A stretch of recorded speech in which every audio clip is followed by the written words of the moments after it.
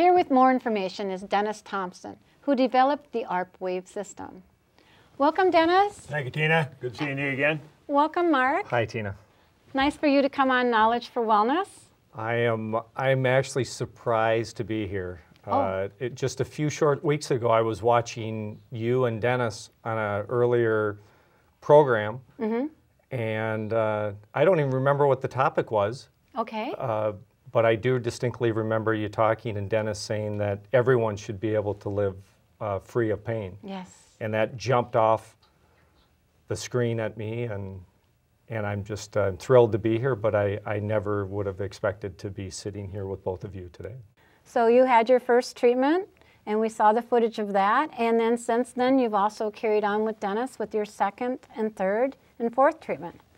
Dennis, what about you? What are your thoughts on this? Well, Mark was such an interesting case. When we saw it in the process, we were really intrigued by what he had to say, and you know, basically the turmoil it has created in his life. When I saw him walk into the studio today, I was more excited about him walking in than he was excited, because as I drew your attention to the fact, look at what he's wearing. You know, he's not wearing, you know, baggy, very, very lightweight clothing.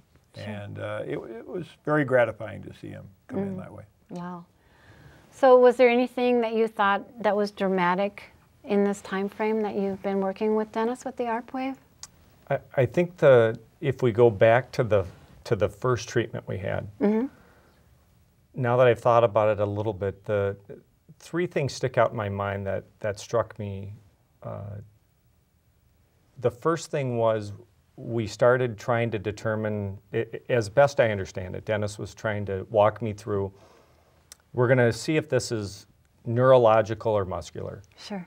And all the way up to my last visit at the Mayo Clinic, seeing a number of doctors, they said, well, we don't know if it's nerve damage or muscle damage. Sure. And we had gone through that, and I think Dennis had said, I think this is muscular. Okay. Then the second thing that struck me was when he said, Mark, what we need to do is put you back into alignment first. I didn't know what that meant. Sure. And ran a number of things, and what I learned when he was pushing down, for example, on my leg, I could tell what I already knew. I had basically no muscle mass in my abdomen, my gut range. For 18 years. I mean, I knew it was mush, but when he could just push right to, I knew that. But after he did what he did, and I actually could tolerate resistance. Yes.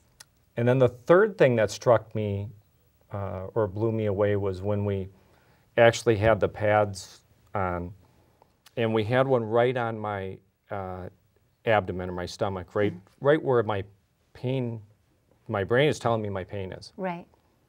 And as he was doing his thing, ended up discovering that the actual source of the pain was not actually where I thought it was. It was actually off to the sides. And I haven't seen any of the footage, but I probably jumped pretty good, because the pain when those pads were moving across, like my love handles, was pretty intense. Yes. And it just struck me as 18 years of Dennis saying, yes, there's pain, but it really, we're trying to get to the source of what's going on. And it really isn't, that's where everything's collecting. Right. I think. Maybe Dennis can describe it better than That's very true. I mean, wherever we feel pain is where the problem ended.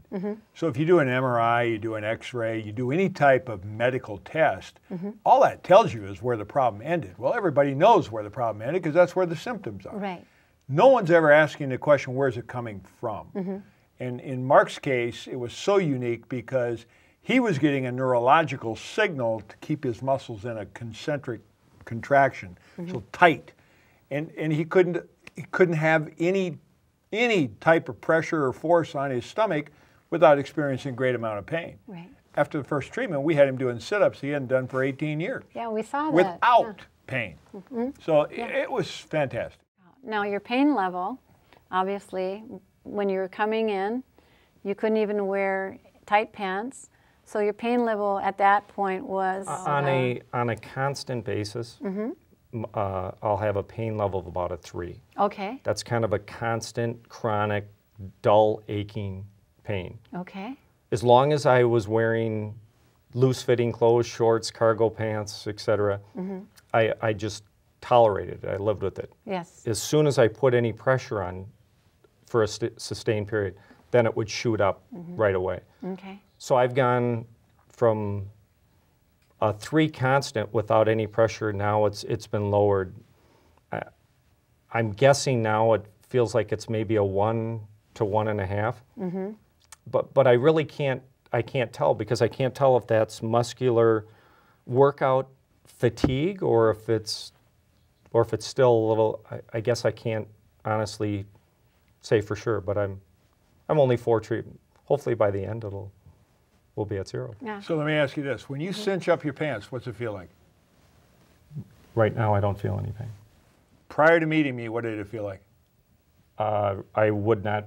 I'd have to. Well, there you go. I'd have to loosen these. I would not be able to sit here. What part of this are you missing? I'm still. It's the 18 years of the synapses aren't probably firing, or I'm behind the curve. And what did Mayo tell you it was? What did the Mayo Clinic, the epicenter of medicine in this country, what did they say it was? They said after going down I went with my father for a full workup at the Mayo. This is after years of different procedures, medications, pinpoint injections, etc. Right. Went down and they do a full workup. Several doctors. Oh, yes. It's quite the deal. Long and the short of that, at the end, the final neurologist said that you have muscle or nerve damage in the lining of the outer lining of your stomach. The best I can do for you is to do surgery on your nerves. And here's the catch, Mark. He said, could get better. But then he said if the nerves grew back incorrectly, it could be much worse. Okay. And he basically said, looks like you can live and move and do most of your daily activities. And if I were you, I would basically learn to live with and not take the chance. And that, up until seeing the episode of Knowledge for Wellness that you and Dennis did, I had basically done that for years. Wow. So to recap, you went to the Mayo, but then your level of pain now, which was at a 3, unless you put pressure on your stomach, is at a 1? It's probably, I'd say, a 1 or 1.5. Call it 4 sessions into it. Yeah.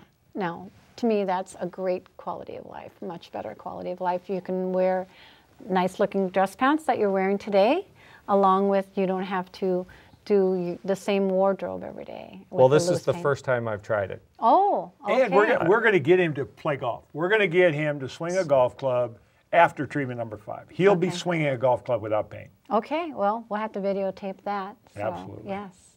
Wow. Well, thank you so much for this insight on this. And if you'd like more information, please contact www.arpwave.com. And I look forward to having you view other shows of Knowledge for Wellness and visit my website at www.knowledgeforwellness.com and let me know where you viewed my show. And you can also connect with me on Facebook, LinkedIn, and Twitter. And the mission of Knowledge for Wellness is to inform viewers on health issues, to expose, educate, and make viewers aware, to enhance themselves and their loved ones for a better quality of life. And I hope we have provided you with more knowledge to benefit you and your loved ones. So until next time, be well and goodbye. Thank you so much, Mark. Thank you. And Dennis, always. Always.